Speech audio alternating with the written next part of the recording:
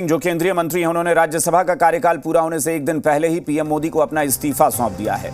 सूत्रों के हवाले से ये खबर आ रही है। आपको बता दें कि आरसीपी सिंह की राज्यसभा की सदस्यता कल यानी 7 जुलाई को खत्म होने वाली थी, लेकिन आरसीपी सिंह 2021 में 7 जुलाई को जब केंद्र में मंत्री बने थे और फिलहाल इस्पात मंत्रालय संभाल रहे थे, तो उन्होंने अपना राज्यसभा का कार्यकाल खत्म होने से एक दिन पहले ही मंत्रिमंडल से इस्तीफा दे दिया है।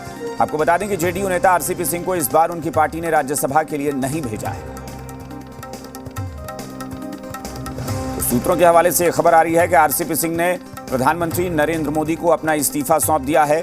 राज्यसभा का जो उनका कार्यकाल था वो कल यानी 7 जुलाई को समाप्त होने वाला है और उससे एक दिन पहले ही उन्होंने केंद्रीय मंत्रिमंडल से अपना इस्तीफा दे दिया है। जेडीयू से फिलहाल राज्यसभा के सांसद हैं, लेकिन कल उनका कार्यकाल खत्म हो जाएगा। और इस वक्त हमारे साथ पॉलिटिकल एडिटर शैलेंद्र जुड़ गए हैं, उनसे बात करेंगे। शैलेंद्र, बताएं जरा कि आरसीपी सिंह ने इस्तीफा दिया इसलिए क्योंकि उनको लग रहा है कि अभी तक चूंकि बीजेपी की तरफ से या फिर जेडीयू की तरफ से कुछ भी स्पष्ट नहीं था। जेडीयू ने तो राज्यसभा भेजा नहीं, लेकिन कहा जा रहा था कि बीजेपी से शायद उनकी कोई बात बने।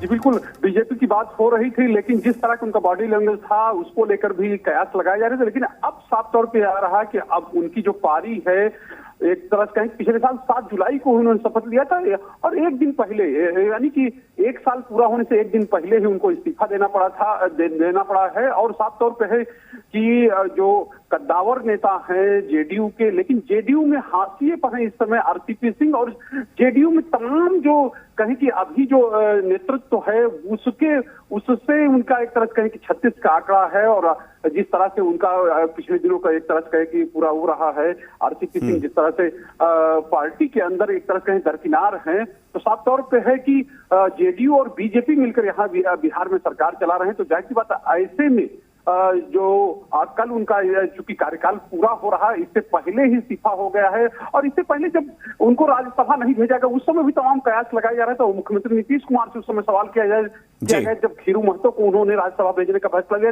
तो उनसे पूछा गया क्या उनको इस्तीफा देना चाहिए मंत्रिमंडल से। तो मुख्यमंत्री ने भी कहा कि अभी तो उनका समय है, अभी तो उनका कार्यकाल है, अभी इस्तीफा देने की कोई जरूरत नहीं।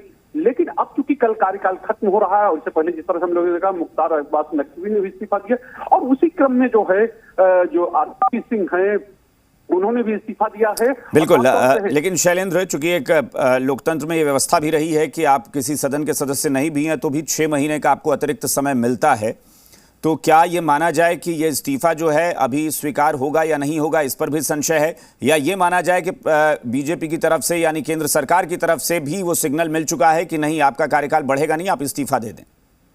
देखिए, साफ तौर पे है क्योंकि बीजेपी और जेडीयू सहयोगी हैं, और जाहिर सी बात है कि एक सहयोगी को जो बीजेपी अपने जो कहे कि बहुत पुराने सहयोगी को बहुत नाराज नहीं करना चाहेगा। और यही वजह है कि जो बातें हो रही 6 महीने तक वो रह सकते हैं। अगर वो रहेंगे तो जाहिर सी बात है कि जेडीयू के खिलाफत ही होगी, जेडीयू के खिलाफ जाकर ही ये काम होगा। और ऐसे में साफ तौर पे है कि ये रिस्क जो है जो भाजपा का नेतृत्व है वो लेना नहीं चाहेगा, क्योंकि आगे 2024 का चुनाव भी है। और जो जिस तरह के बातें होती, जैसा कयास लगाया जाता है कि 2024 जो दोनों का गठबंधन है वो साफ तौर पे भले ही अभी हम लोगों ने हाल में देखा कि बयानबाजी तमाम तरह की होती रही, लेकिन गठबंधन बना रहे और गठबंधन आगे चलता रहे और उसको लेकर जो फैसले हैं उसी हिसाब से हो। तो ये चीज कहें कि यही स्थिति है कि इसीलिए जो आरसीपी सिंह को है वो इस्तीफा देना पड़ा।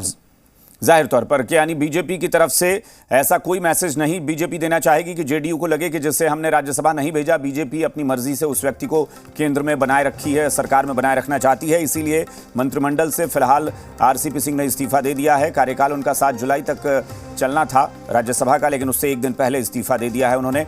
हालांकि चूंकि ये एक व्यवस्था रही है संसदीय प्रणाली में कि अगर 6 महीने तक का मौका दिया जाता है आप किसी भी सदन के सदस्य ना हो तो, लेकिन फिर भी उनका इस्तीफा हो चुका।